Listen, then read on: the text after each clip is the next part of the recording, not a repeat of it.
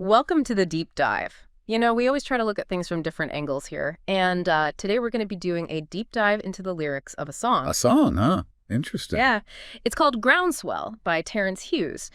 And, we were thinking about those Groundswell reports from the World Bank, about how folks might start moving inland more and more because of, environmental changes and stuff. Yeah, I've seen those reports. Yeah. Definitely a lot to unpack there. Absolutely. And we thought, well, what if we use this song, Groundswell, to kind of imagine what that kind of internal displacement might feel like? Tapping into those emotions and anxieties, maybe even getting ahead of the curve on what these big shifts could mean for people.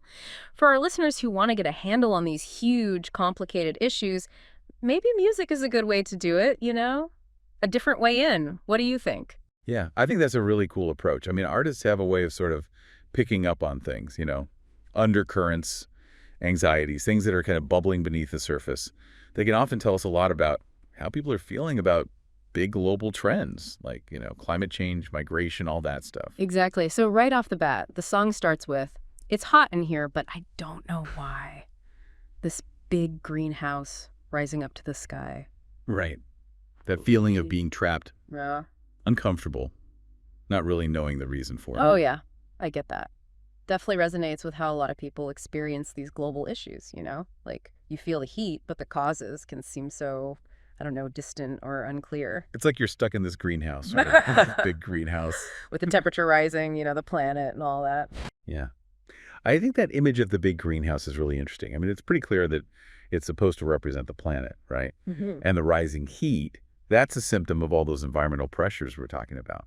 So the speaker in the song, they feel the immediate impact, but they don't necessarily understand the underlying drivers. Mm. And I think that really mirrors how a lot of people struggle with, the complexities of climate change and its consequences. It's hard to wrap your head around. And then the next lines, they kind of drive that home, Yeah. That desperation to find some kind of refuge. Got to get out of here, nowhere I can go, Yeah. to where the air is cooler, there is no overflow. Phew, yeah. That's powerful, man. That feeling of being trapped and nowhere I can go, like there's no escape. It really gets to the heart of it, Mhm. Especially if you connect it to the idea of displacement, right? Like if people are forced to move inland because of environmental pressures, where do they go? Will those destinations actually offer any relief from the problems they were running from in the first place? These are questions we have to ask ourselves. It's tough to think about. And then the song takes this, I don't know, almost like a stark turn. It becomes a warning. It says, "All I know, if we don't change, then we're all sunk. The earth can't be the burial ground for all our junk." Yeah, no kidding. It's a pretty blunt assessment of, the limits we're facing. What's really fascinating to me, though, is how it shifts from this kind of personal discomfort, the heat, the feeling of being trapped, to this planetary perspective. Suddenly, it's not just about the individual anymore. It's about the fate of the Earth. Yeah. And that image, the earth can't be the burial ground for all our junk. That's heavy, man. Right. It really underscores the long-term consequences of inaction. Yeah. And it speaks directly to those core concerns that are driving those groundswell reports, right? Like Yeah. the planet has limits. And if we push those limits too far, well, it could trigger some really big changes, big scary changes like mass migrations. Yeah. It makes you want to take action. And then we get this, I don't know, it's almost like a plea from Mother Nature herself. "Listen, my friend, you will hear Mother Nature scream. We need a new reality, not just a dream." I know. That line gives me chills every time I hear it. That image of nature screaming, that's powerful.